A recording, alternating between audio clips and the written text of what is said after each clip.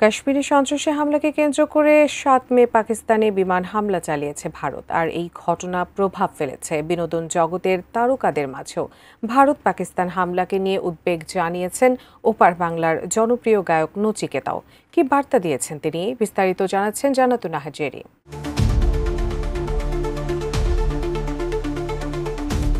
বলিউড তারকাদের অনেকেই পাকিস্তানে চালানো ভারতের হামলা অপারেশন সিঁদুরকে সমর্থন দিয়েছেন, কিন্তু কলকাতার সঙ্গীত শিল্পী নচিকেতার কণ্ঠে ভিন্ন সুর। জনপ্রিয় সঙ্গীত শিল্পী নচিকেতা বরাবরই তার গান ও বক্তব্যে স্পষ্টবাদী। সমাজের প্রান্তিক মানুষের কণ্ঠস্বর হিসেবে ৩ দশকেরও বেশি সময় ধরে যিনি গানে তুলে এনেছেন ফুটপাতের বাস্তবতা, মধ্যবিত্তের স্বপ্নভঙ্গ, সেই নচিকেতা আজও সমানভাবে সরব আছেন সাম্প্রতিক বৈশ্বিক উত্তেজনার প্রেক্ষাপটে।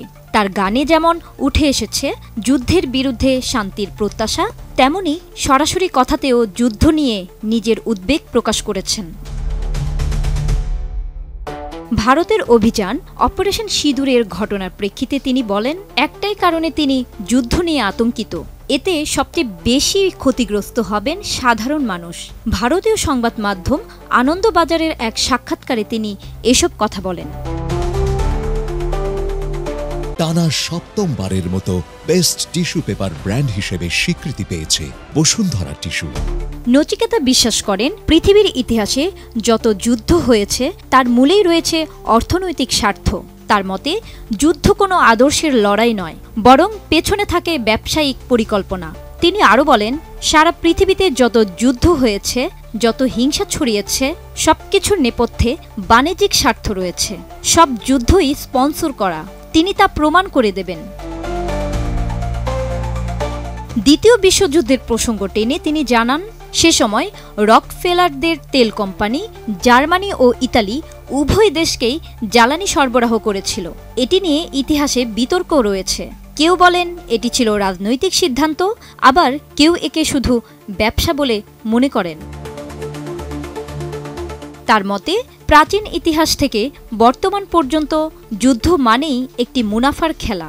এখানে লাভবান হয় এক শ্রেণীর শক্তিশালী মানুষ বা গোষ্ঠী, আর ক্ষতিগ্রস্ত হয় সাধারণ জনগণ। কাদের লাভ হয় সেই হিসাব যারা বুঝবেন তারা খুব সহজেই বুঝে যাবেন যুদ্ধ আসলে কার জন্য।